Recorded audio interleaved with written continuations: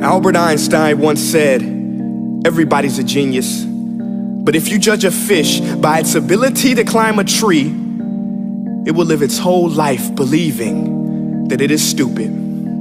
Ladies and gentlemen of the jury, today on trial we have modern day schooling. Glad you could come. Not only does he make fish climb trees, but also makes them climb down and do a 10-mile run. Tell me, school, are you proud of the things you've done? Turning millions of people into robots, do you find that fun? Do you realize how many kids relate to that fish swimming upstream in class, never finding their gifts, thinking they are stupid, believing they are useless? Well, the time has come, no more excuses. I call school to the stand and accuse him of killing creativity, individuality, and being intellectually abusive. He's an ancient institution that has outlived his usage. So, Your Honor, this concludes my opening statement, and if I may present the evidence of my case, I will prove it. Proceed. Exhibit A. Here's a modern day phone. Recognize it? Here's a phone from 150 years ago. Big difference, right? Stay with me. Here's a car from today, and here's a car from 150 years ago. Big difference, right? Well, get this. Here's a classroom of today, and here's a class we used 150 years ago. Now, ain't that a shame?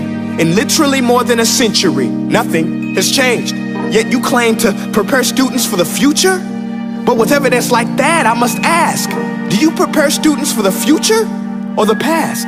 I did a background check on you and let the record show that you were made to train people to work in factories, which explains why you put students in straight rows, nice and neat, tell them sit still, raise your hand if you want to speak, give them a short break to eat, and for 8 hours a day tell them what to think. Oh, and make them compete to get an A letter which determines product quality, hence grade A of meat. I get it. Back then, times were different. We all have a past. I myself am no Gandhi. But today, we don't need to make robots zombies. The world has progressed. And now we need people who think creatively, innovatively, critically, independently, with the ability to connect. See, every scientist will tell you that no two brains are the same. And every parent with 2 or more children will confirm that claim. So please explain why you treat students like cookie cutter frames or snapback hats, giving them this one-size-fits-all crap. Watch your language. Sorry, Your Honor, but if a doctor prescribed the exact same medicine to all of his patients, the results will be tragic. So many people would get sick, yet when it comes to school, this is exactly what happens, this educational malpractice, where one teacher stands in front of 20 kids, each one having different strengths, different needs, different gifts, different dreams, and you teach the same thing the same way? That's horrific. Ladies and gentlemen, the defendant should not be acquitted. This may be one of the worst criminal offenses ever to be committed. And let's mention the way you treat your employees. Objection. Overruled. I want to hear this. It's a shame. I mean, teachers have the most important job on the planet, yet they're underpaid? No wonder so many students are short-changed. Let's be honest, teachers should earn just as much as doctors, because a doctor can do heart surgery and save the life of a kid, but a great teacher can reach the heart of that kid and allow him to truly live. See, teachers are heroes that often get blamed, but they're not the problem. They work in a system without many options or rights. Curriculums are created by policymakers, most of which have never taught a day in their life. Just obsessed with standardized tests. They think bubbling in a multiple choice question will determine success. That's outlandish. In fact, these tests are too cruel to be used and should be abandoned, but don't take my word for it.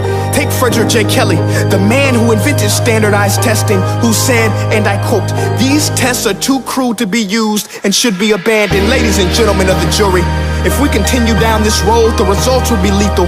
I don't have much faith in school, but I do have faith in people.